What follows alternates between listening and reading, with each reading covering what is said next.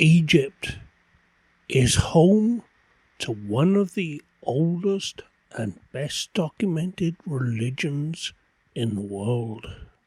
It's a polytheistic religion, and it appears to share quite a few of the common characteristics of other polytheistic belief systems that we know less about today. So, to get a better insight into some of these other ancient belief systems, we can look towards the Egyptian model of polytheism to understand better some of those concepts. So in this episode, I'll start by talking about the Egyptian creation story and its variations, and then I'll cover some of the common concepts that we see in polytheism, such as duality, Catholicism, the adversaries, the vegetation cycle, and the physical incarnation of the God in human form. So stick with me and we'll get stuck right in.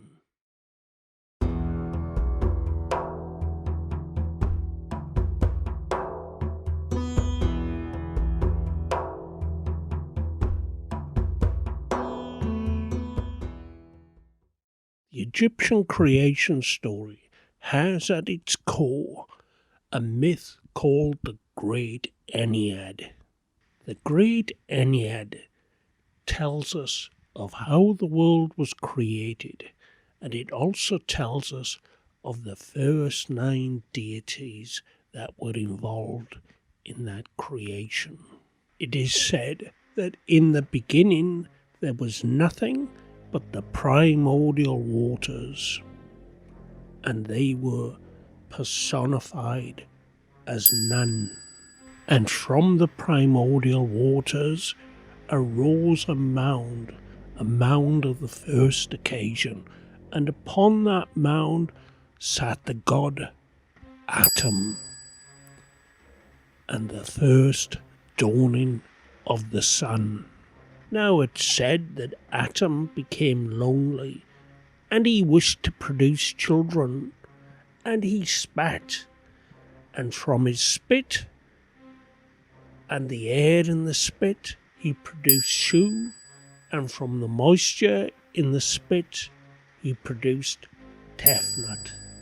And through these 2 gods we have the creation of air and water.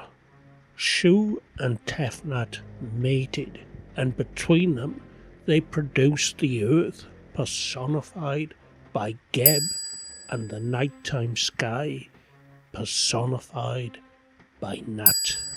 Now Geb and Nut, they also came together, and between them they produced Osiris, Isis, Seth and Nephthys.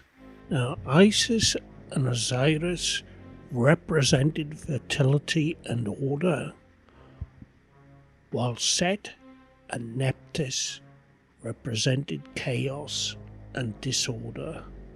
And so there we have the story of the creation of the sun, the air, the water, the earth and the midnight sky, along with order and chaos. And these are the 9 deities that make up the Ennead. Now the Ennead came from the city of Heliopolis. But there's another myth that came from the city of Hermopolis. Now the thing is, this myth doesn't discount or discredit the Ennead. This myth talks more about the primordial waters and how the primordial waters came into existence. Now this myth is called the Ogdoad. And as I said, its primary focus is on the formation of the primordial waters and before the world was created. Now this story tells us about 8 deities, and they are 4 sets of male and female deities, and the first 2 are Nu and Amaunet. And Nu and Amaunet represented the stagnant water. The next 2 are Ha and Ha-Het, and Ha and Ha-Het represented the infinite extent of the water. Kek and Ka-Kek were the personifications of the darkness held within the waters. And lastly, we have Amun and Amaunet, and they represented the hidden and unknowable.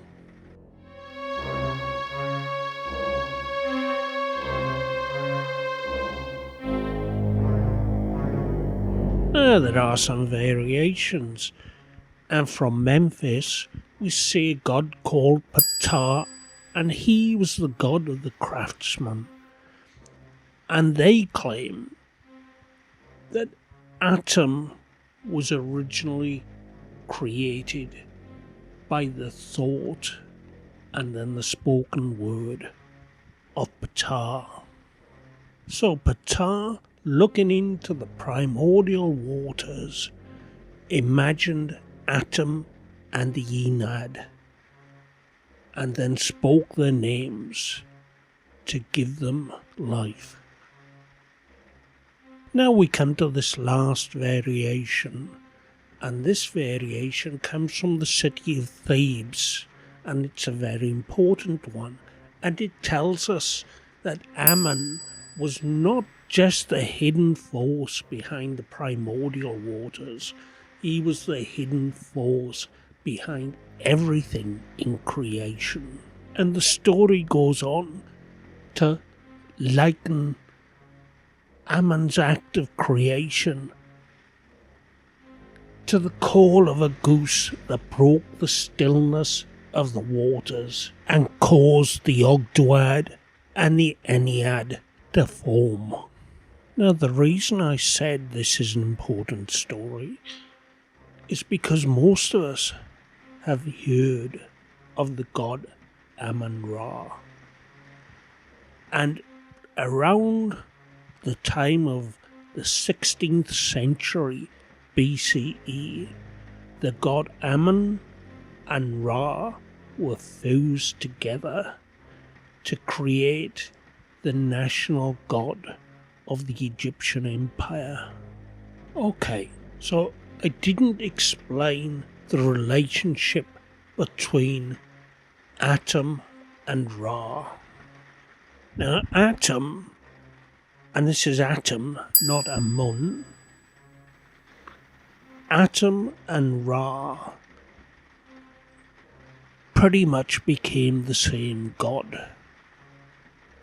And there's a story that says that the god claimed he was Atum when he was alone in the Nun, and Ra when he was the lord of his creation.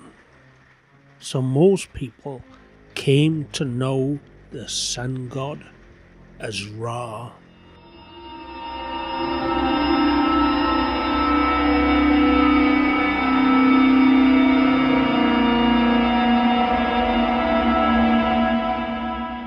So that's the creation story and the gods involved in creation covered. Now, let's dig in a little bit deeper. Now, the first thing I notice is that the sun god plays a major role in the pantheon, and he is, for the most part, the creator god. Now, there are some variations, between the different nomes of Egypt. And nomes, you may consider them as kind of like a state, a self-governing district. And these self-governing regions, or city-states if you want to call them that, took on, or oftentimes took on, their own god as a protectorate god of the region. And these city-states were quite prevalent within the ancient world. One very famous example of that, one of the city of Israel who took on one of the minor gods in the Canaanite pantheon to become their protector and warrior god. But back to Egypt and those governing districts that we call nomes. And this kind of leads us into the concept of duality and adversary. Now, remember I told you about Osiris and Seth, and that Osiris was the god of fertility and order, and Osiris the god of chaos and darkness. Well, here we're introducing that concept of duality and of adversary. Not just that one was the god of order and the other the god of chaos, but more this was a concept of duality in the individual as well as in nature. And as we all know, man has many aspects to his nature. Whereas Osiris may have been seen as a benevolent god of fertility, Seth would have been seen as a god of strength and ruthlessness. And again, we see this concept of duality and adversary in many belief systems, including a certain monotheistic belief system that we see where there's one true God and one true evil. But regardless, this concept of duality is seen right throughout belief systems of the world. Now let's talk about the vegetation cycle.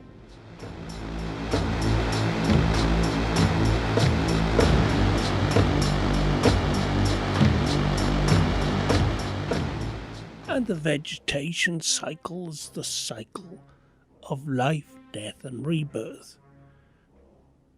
And this is seen in one form or another in practically every belief system and religion in the world. Now, in the Egyptian vegetation cycle, this is given to us by the story of Isis, Osiris, and Seth. In this story, we're told that Seth is jealous of his brother, and he kills his brother, scattering his pieces into the underworld. Isis searches for her husband and gathers up all his pieces and brings them together to create him as a whole.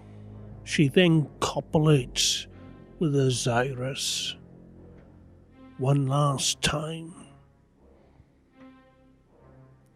and gives birth to a son, Horus, and Horus rises once again to take his father's place and continue the ongoing battle with Seth. And this is quite clearly a life, death, rebirth story and represents the vegetation cycle.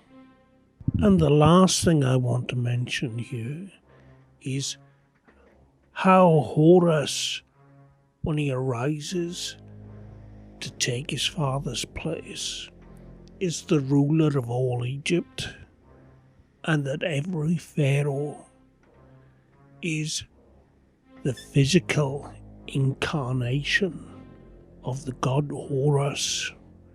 And this is seen in so many cultures where the king of the tribe is the intermediary or the actual incarnation of a god. And again, we can see reflections of this in the Christian story, where God is said to have sent his Son as his physical representation on earth. So that was a brief review of the Egyptian belief system and some of the concepts we see throughout polytheism throughout the world. There are a lot more stories and a lot more we can learn.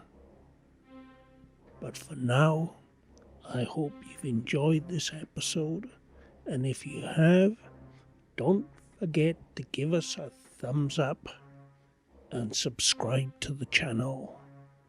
And with that, I'll see you again very soon.